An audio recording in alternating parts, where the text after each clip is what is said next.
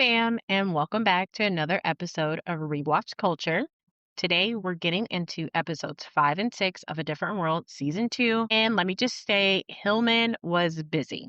Let's set the scene. Episode 5. The girls are in the bathroom getting ready and singing. And listen, the way it was crowded in there, I thank God every single day that I never had to have that experience in college. That's too many people.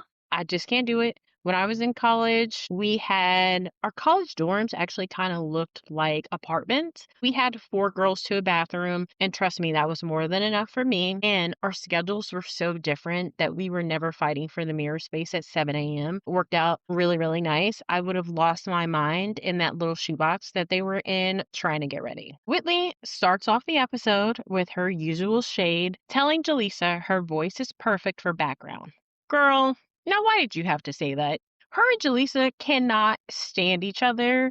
They always have something shady, some type of eye roll. You can see that they are not here for each other. But Gladys Knight is coming to the campus. So they're all in this bathroom singing, going all the way in because they want to be the winner to be, in Gladys Knight's background video. So Whitley and Jaleesa are going at it and they start humming. Honey, when I tell you that Jaleesa stole the entire show, she was humming down. Even Whitley had to admit, we don't like each other, but our voices sure do because they started harmonizing together. And I promise you, it was magic. She then suggests that instead of being solo acts, that they come together as a duo. Then all of a sudden, this third girl pops out of the shower. Her name's Angela, and she is singing in this opera voice like she's auditioning for Juilliard.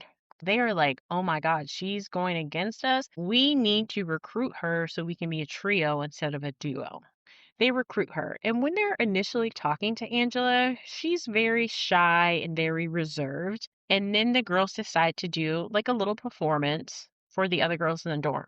And it's kind of all over the place. And Kimberly says, I don't want to be the first to say it, but what are y'all doing? Then they're kind of talking, and then you decide we need a lead singer. And baby, Angela takes over and shows out. Whitley and Jaleesa's faces, annoyed, pressed over it. Okay, they walked out before Angela even finished. And then Angela comes in the room and she completely flips the script. She calls Jaleesa's outfits that she got frumpy. She calls Whitley's choreography stiff and stuffy.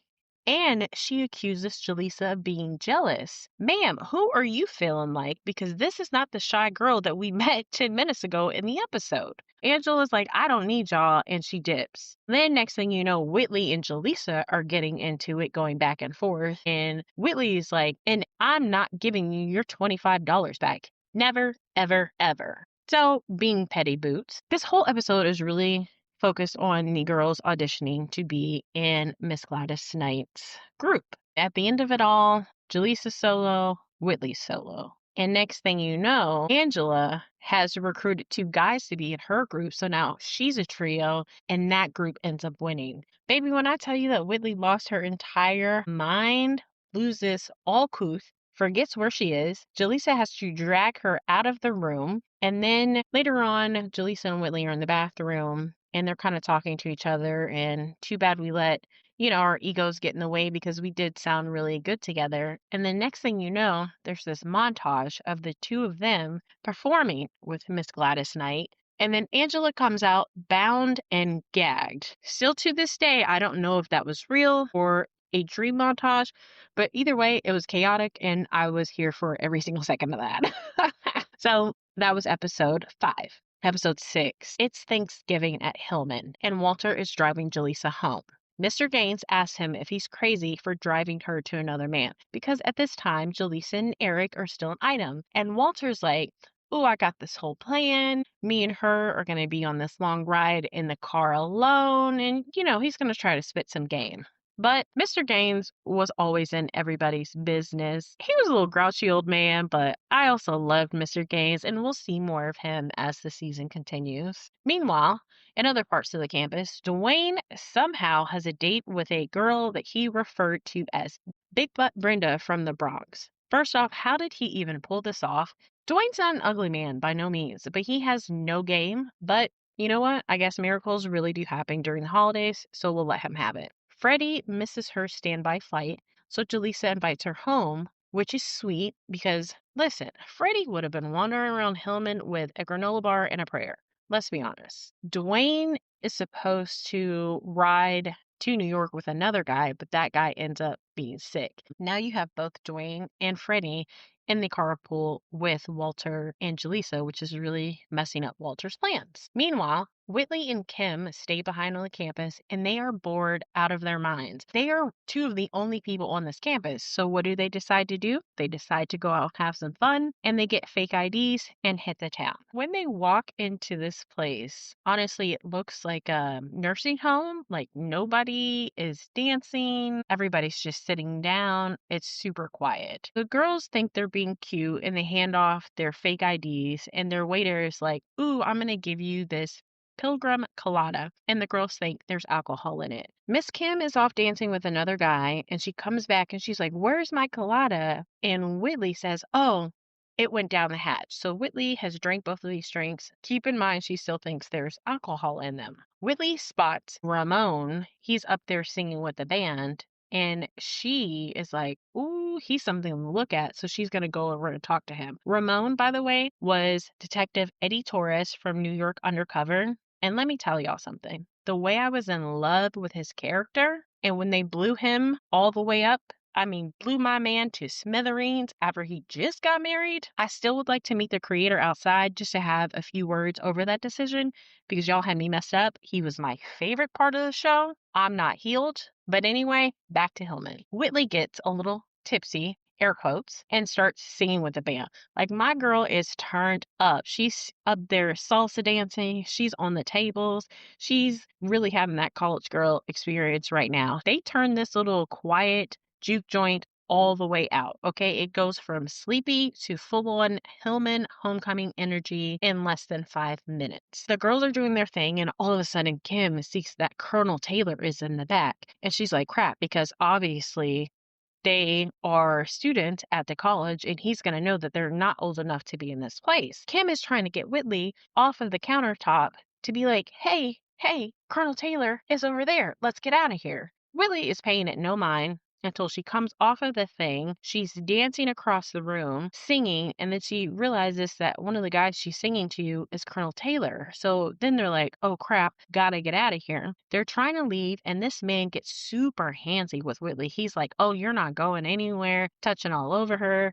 Colonel Taylor comes to her rescue, and he's like, yo, don't treat a woman like that. Keep your hands off of her. And the guy's like, get your own woman. This one's mine. And he tries to punch Colonel Taylor. Worst punch I've ever seen because it did not connect at all. I guess the guy was drunk. Then Colonel Taylor flips this guy over like a rag doll. I mean, threw him over his shoulder like he was nothing. I would have been so embarrassed. Now I just let this older gentleman handle me because I'm acting like a whole idiot. So the girls make it back to the dorm and they're like, oh my God, did we lose Colonel Taylor who was driving behind them? And they're like, yeah, I think we lost him after the last turn. So they run upstairs to try to go to bed and they hear a knock on the door. Obviously, it's going to be Colonel Taylor because they're like the only 3 people on campus at this point. So they're trying to say, that wasn't us. We weren't there. They're trying to explain all this stuff away. Whitley's talking about this Pilgrim Colada, and it was the libations that made her act that way. And the gag was that Pilgrim Colada had absolutely 0 alcohol